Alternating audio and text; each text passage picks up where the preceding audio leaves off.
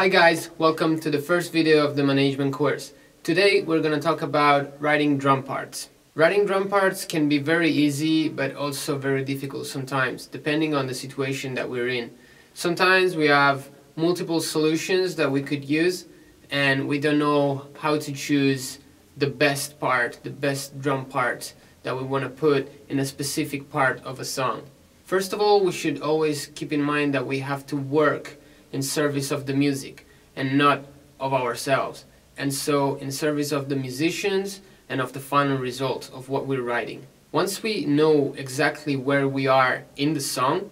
and we know the level of intensity that we are playing at and all these different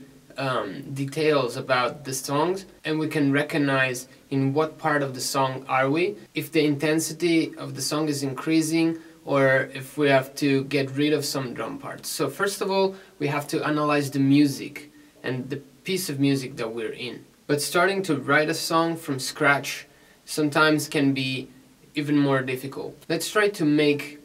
some steps that we can then use every time that we have to write drum parts, or that we can then apply to writing a song. For example, let's say we're in our rehearse room and the guitar player comes with a new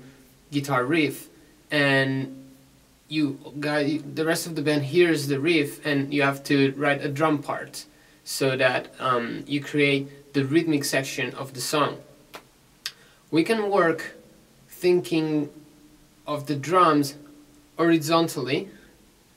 and so starting from the lower frequencies, building the structure of the rhythm section with the bass player. In that way we create the foundation of the rhythmic section, which physically can be compared to kick drums and floor tom, for example. Second step, once the foundation are done, you want to build the walls of the structure. So we can go and look into middle frequencies like the toms or the snare drum. With these parts we can build the walls of our rhythmic section, which can communicate a little bit better with not only with the bass player but also with the guitarist and with the singer maybe. And then on top we will need a roof, and so we can go and work on the high frequencies, so on the cymbals, which can follow the melodies of the song, for example. So once we have this vision of the drum parts, we will be able to be more creative and find more solutions for every guitar riff or every part of the song, but with a little with little rules that will force us, or that will help us make sense in what we're doing and in the drum parts that we're writing. So in this way we will communicate better with all the other musicians in the room, and we will have to choose every note that we will play with the criteria, which is based on communicating with what other musicians are doing, and not just building patterns that work on their own. So in this way, for example, we will communicate with the bass player through our kick drums and floor tom, depending on the type of groove that we're building. And then we can create some variations on the toms, following the guitar players, maybe accenting some of the guitar players' riffs or notes. We can then keep with the snare drum a tempo which is not on 2/4 or on 1/3 only, but we can create some variations also in this case, so that we can still have a very solid rhythmic section,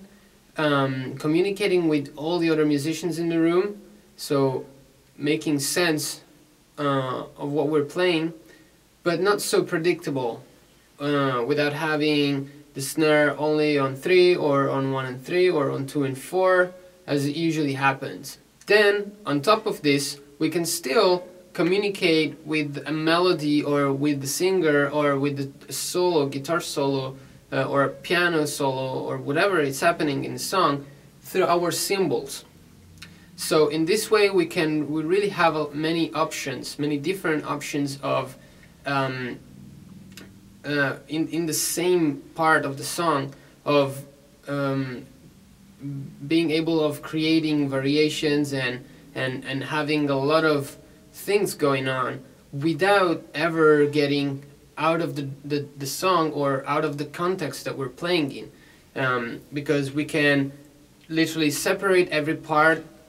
and still communicating with all the people in the room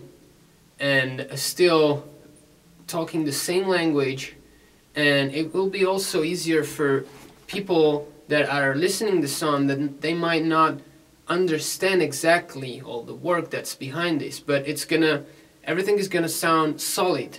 and united, and so will give a better impact to the listeners, to people who are listening to the song. So this makes everything easier for us when we are in a room, in a studio. We have pressure, maybe we're in a recording studio with a producer, and he wants you to come up with an idea, with something that works, and you can give him 5, 6, 10 different options that they all make sense, and you just need creativity, which is helped by this vision of drums, of dividing the drums horizontally, as I was saying before. And you will just need a little bit of independence, a little bit of freedom,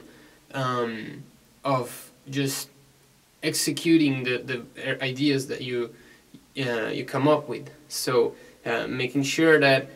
you can keep the bass drum do one thing and play 3 or 4 different solutions on top of it with your hands, for example.